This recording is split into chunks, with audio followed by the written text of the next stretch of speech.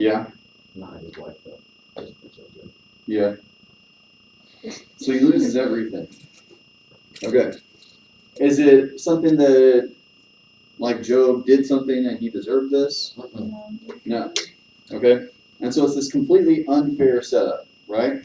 And so that's why I wanted to set this up this morning where it would be a completely unfair setup. There was no way that you guys could have guessed that Brianna was the mafia, because even if you had gotten her in the first round, she still would have been killing you. So, all right. So, as a review of the wisdom literature so far, so we've done Proverbs. And Proverbs, the message was obey God and things will go well for you, right? And then we did Ecclesiastes. And Ecclesiastes was more of the skeptic, and he kind of says, well, things may not go well for you, even if you do obey, but you still need to obey God. Okay?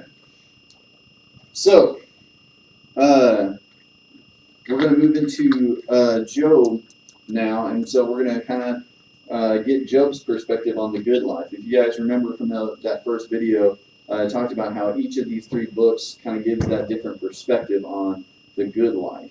So, what are some standard cliches that you guys hear when tragedy strikes? Oh no. Okay.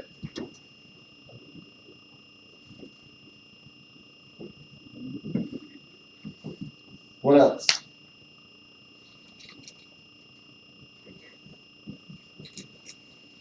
What is something somebody says when something bad happens? Why would this happen? Okay.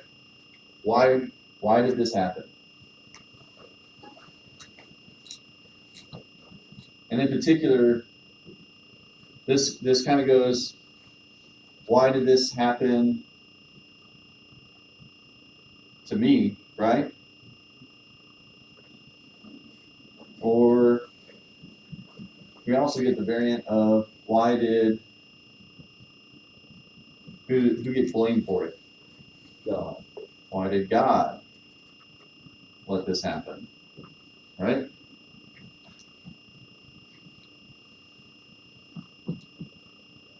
What's another one?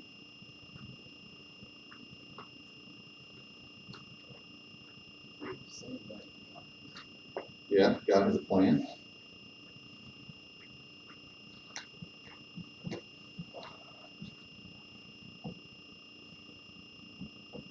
Okay. So, said, well, that's deep. Huh? David said, well, that's deep. Okay. We'll tie that in over here.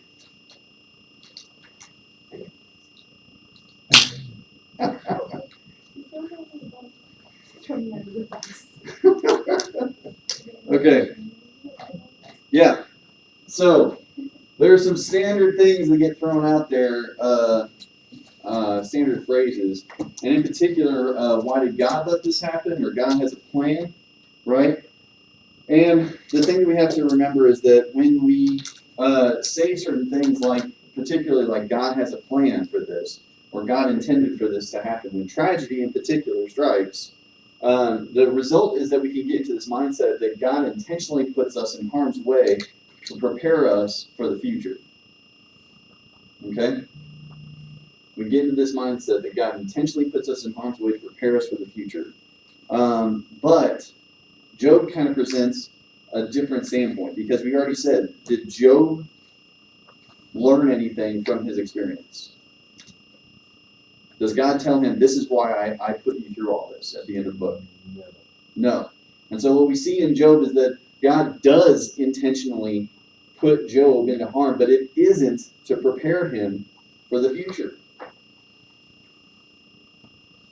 He intentionally puts Job into harm, but it isn't to prepare him for the future. Job doesn't actually answer this question of why good people suffer. We're going to watch a quick video.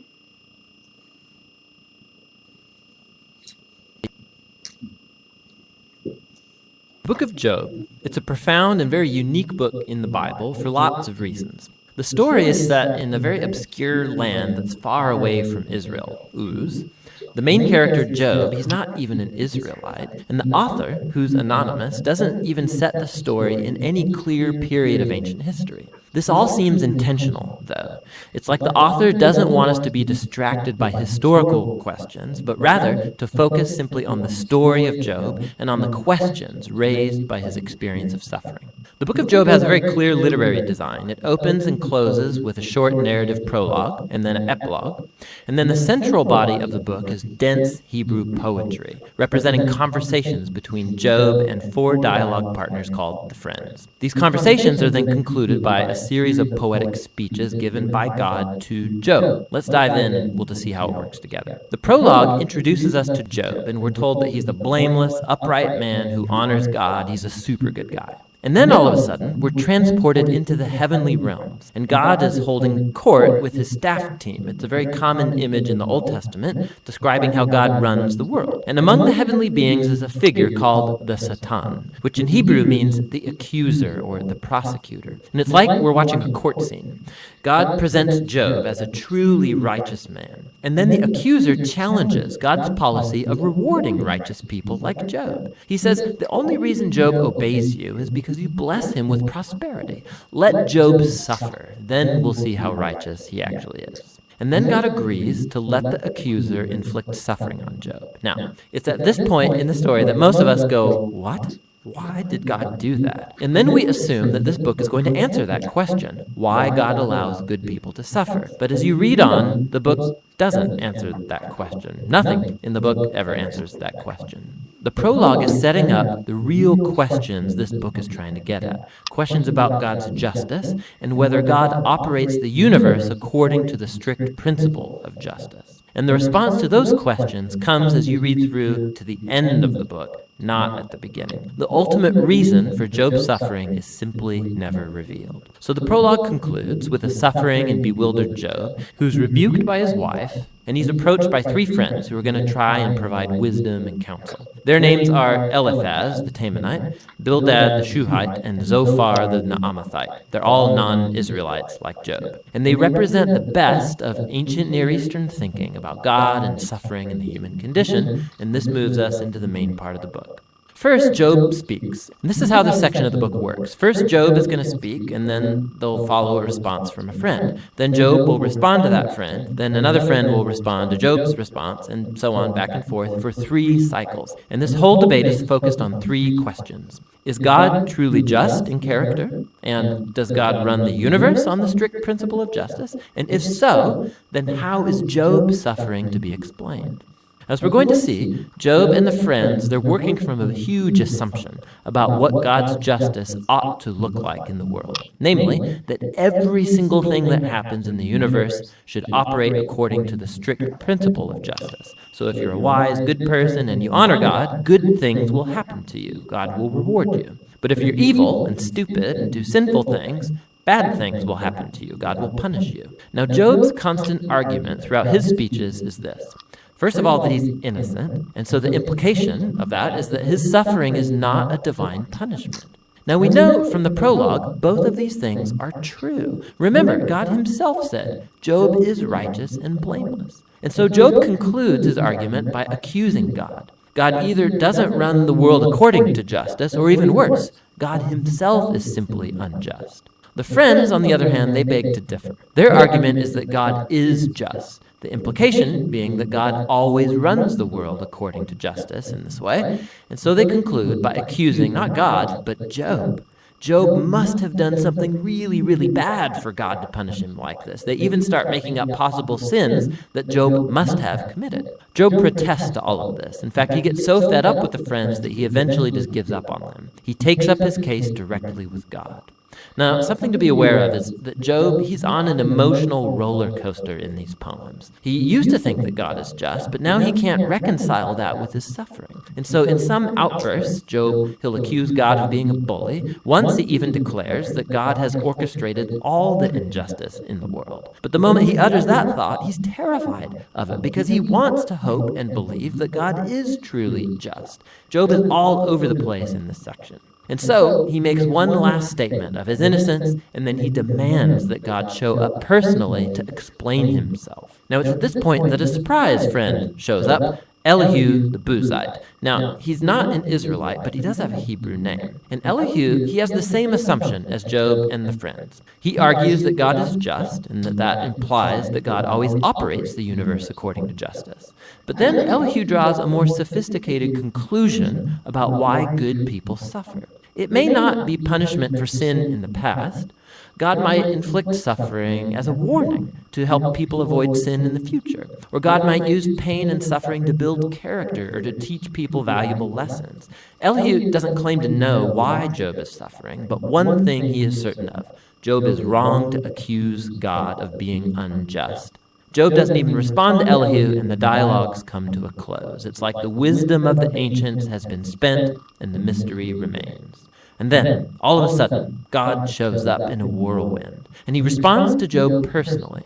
He first responds to Job's accusation that he's unjust and incompetent at running the universe. So God takes Job on a virtual tour of the universe, and he starts asking him all these questions about the order and origins of the cosmos. Was Job ever around when God architected the earth or organized the constellations? Has Job ever commanded the sunrise or controlled the weather? God has his eyes on all of these cosmic details that Job has never even conceived of. Then God starts going into detail describing the grazing habits of mountain goats and how deer give birth, or the feeding patterns of lions and wild donkeys. What's the point of all this? Remember the assumption of Job and his friends about what it looks like for God to run the world according to justice. Underneath that assumption is a deeper one, that Job and his friends have a wide enough perspective on life to make such a claim about how God ought to run the world. And God's response with this virtual tour, it deconstructs all of these assumptions. It first of all shows that the universe is a vast, complex place, and that God has his eyes on all of it, every detail. Job, on the other hand, has only the small horizon of his life experience to draw from. His view of the world is very limited. And so what looks like divine injustice, from Job's point of view, needs to be seen in an infinitely larger context. Job is simply not in a position to make such a huge accusation about God. After the virtual tour, God asks Job if he would like to micromanage the world for a day, according to the strict principle of justice that Job and his friends assume, punishing every evil deed of every person at every moment with precise retribution. The fact is that carrying out justice in a world like ours, it's extremely complex. It's never black and white, like Job and the friends seem to think. Which leads to God's last point. He starts describing these two fantastic creatures, Behemoth and Leviathan, which some people think are poetic depictions of a hippo and a crocodile, but more likely they refer to well-known creatures from ancient Near Eastern mythology that are used elsewhere in the Bible as symbols of the disorder and danger that exist in God's good world. These creatures, they're not evil. God's actually quite proud of them, but they're not safe either.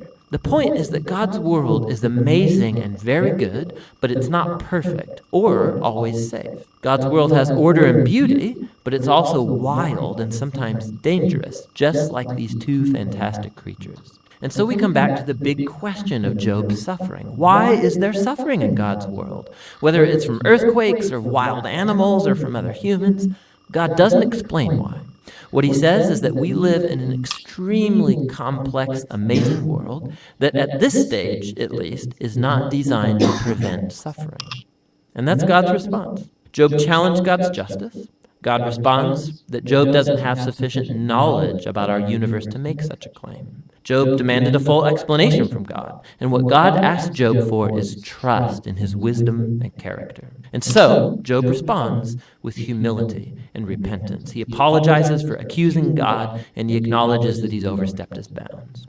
Then all of a sudden, the book concludes with a short epilogue. First, God says that the friends were wrong, that their ideas about God's justice were just too simple, not true to the complexity of the world or God's wisdom. And then God says that Job has spoken rightly about him. Now, this is surprising because it can't apply to everything Job said. I mean, we know Job drew hasty and wrong conclusions, but God still approves of Job's wrestling, how Job came honestly before God with all of his emotion and pain and simply wanted to talk to God himself. himself. And God says that's the right way to process through all of this, through the struggle of prayer. The book concludes with Job having his health, his family, his wealth all restored, not as a reward for good behavior, but simply as a generous gift from God.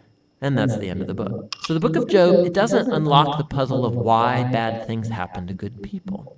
Rather, it does invite us to trust God's wisdom when we do encounter suffering, rather than try and figure out the reasons for it. When we search for reasons, we tend to either simplify God, like the Friends, or like Job, accuse God, but based on limited evidence. And so the book is inviting us to honestly bring our pain and our grief to God, and to trust that God actually cares and that he knows what he's doing. And that's what the book of Job is all about.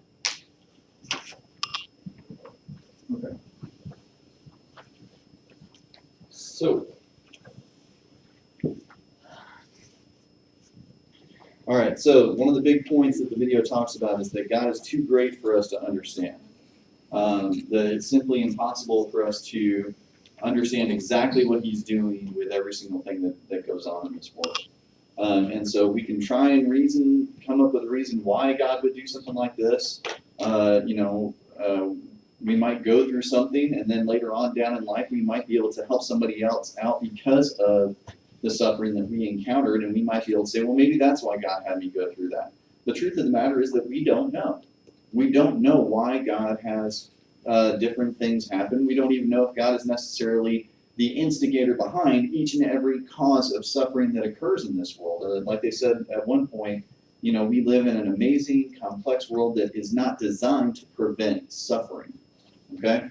We go back to the garden, and it goes to this thing of we invited sin in when we took the fruit. And so because of that, we invited death and all the other stuff that goes along with that as well. So, and then the real question of Job is this, is God just? Does God run the world according to justice? And if so, how is Job's suffering explained?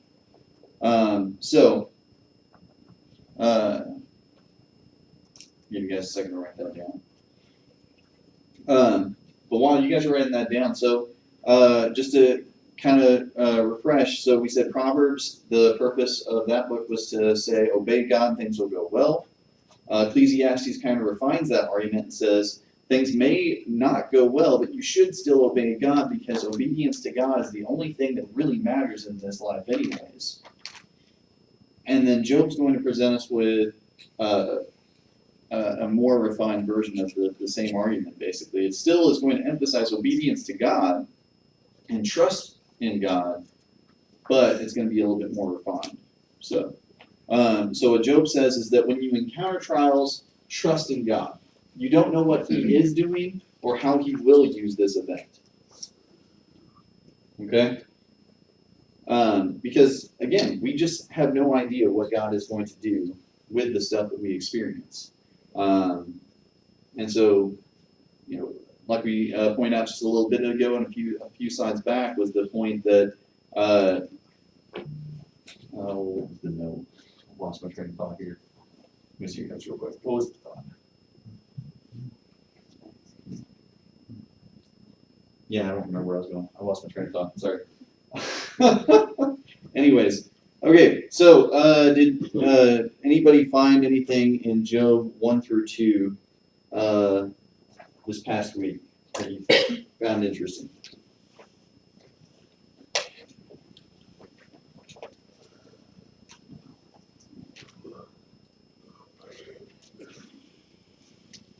Okay. Then let's go ahead and read through Job chapter 1 through 2 together. And we'll do 2 verses at a time. We'll start over here with Deja and work our way around.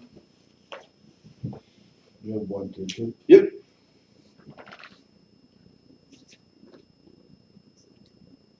You. Is it Uz? He said Uz? Uz, yeah. That's what it Sure. says in the video. Okay. Yeah. In the land of Uz, there lived a man whose name was Job. This man was blameless and upright. He feared God and shunned evil. He had 7 sons and 3 daughters.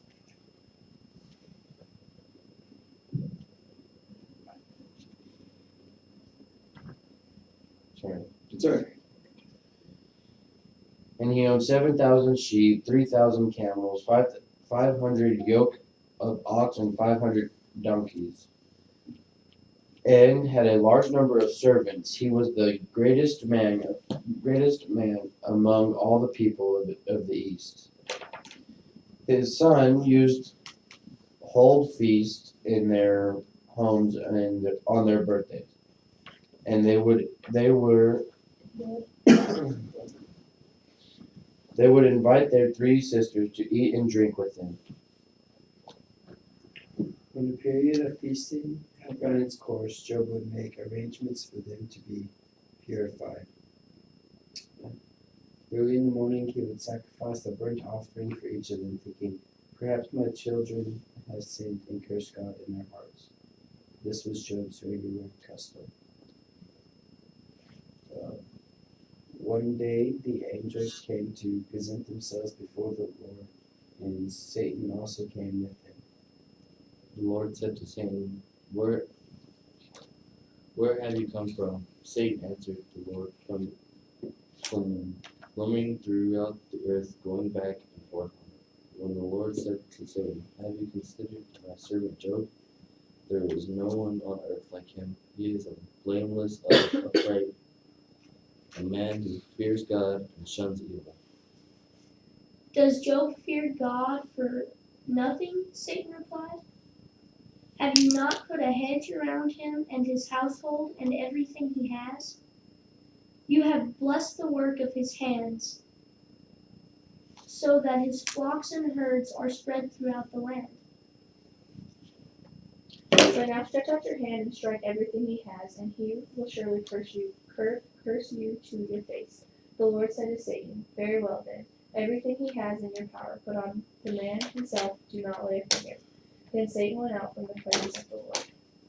One day when Job's sons and daughters were feasting and drinking wine at the oldest brother's house, a messenger came to Job and said, The oxen were plowing and the donkeys were grazing nearby. And the Savings. Savings attacked and made off with him. They put the servants to the sword, and I am the only one who has escaped to tell you. While he was still speaking, another messenger came and said, The fire of God fell from the heavens and burned up the sheep and the servants. I am the only one who has escaped to tell you.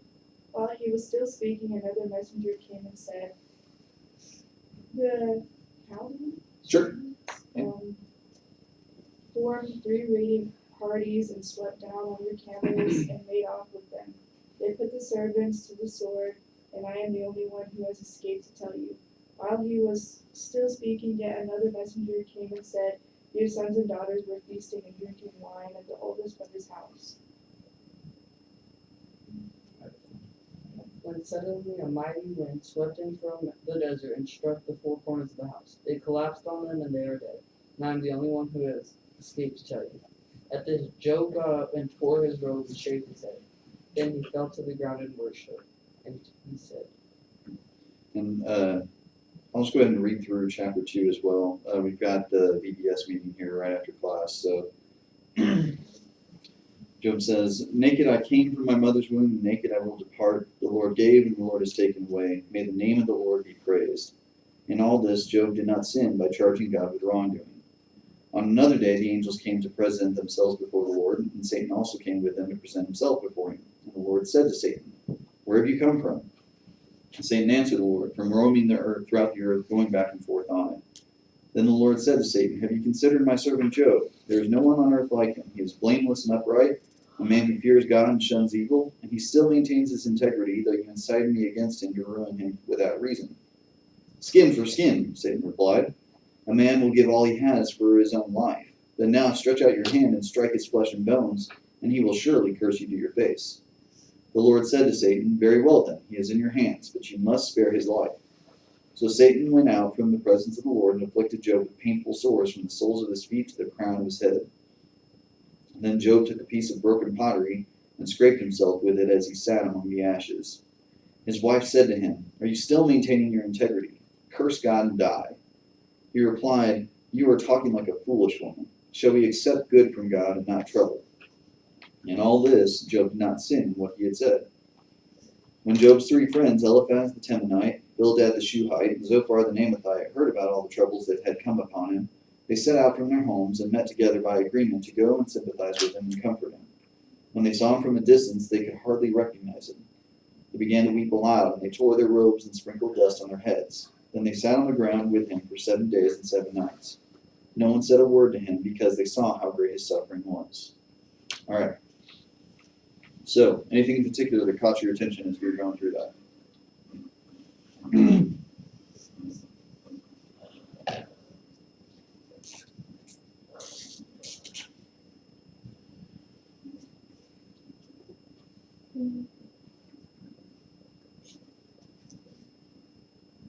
I guess like verse 9 and 10-ish where he's talking to his wife. Oh, okay, in chapter 2? Yeah. Yeah. Yeah, we're specifically where he says, shall we accept good and not trouble? Yeah.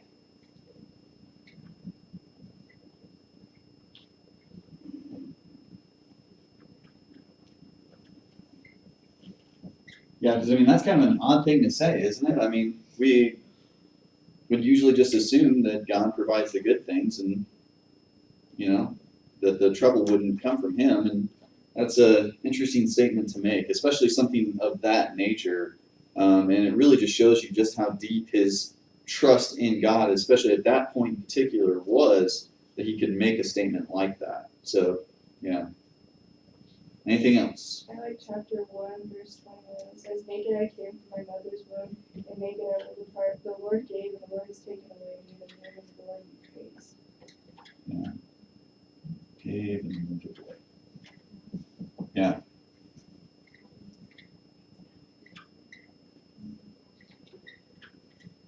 Job is still, once again, he's in both times here, he's accepting the fact that this is that God is responsible over the world. And so it's interesting how he's able to accept that and still have trust in God. One thing that's really interesting about that particular verse right there, the part in verse 21, is that if you guys ever have heard the song "Blessed Be Your Name," that's actually where that song really comes from. It's from this verse. Is the idea, you know, may the name of the Lord be praised in the storm, in the good times, and everything. Blessed be the name of the Lord. Okay? I don't know what that was about. Okay. Anyways, so we get to chapter 1, verse 21, and really, again, in chapter 2, verses 9 through 10, you really see the same thing. Job praises God for being God. You know, he's not trying to assign God and say that, you know, you're a terrible God or that you're a vindictive God or anything else at this point. He's really just saying, God is God. I'm a man. I still need to praise God because God has not changed in this relationship as far as Job is concerned. And so Job literally just praises God for being God. Job never gets an answer for his suffering, but remains obedient. And that's the really important thing to remember in this book, is that he never will get an answer. And just like most of us, we'll never really get an answer for why bad things are going to happen. But it's important to remain obedient. You guys can go ahead and come on in. So the message for this morning is that the fear of the Lord is trusting and obeying him through the good and the bad. So Wednesday night, don't forget to come with your notes on the Trinity stuff for this week. Fifth Sunday singing at 21st Street. Let's meet at the building at 4 o'clock, and then we'll drive up together. And then after we get done with the singing, we'll do ice cream. And then May 7th, I'll release the rest of that stuff over Instagram or something. But the lock-in, don't forget, May 19th and 20th. If you're interested, there's papers back there for a Right to Life speech contest that's been brought up. So if you're interested in that, there's the papers back there. All right. We have a VBS meeting. Why?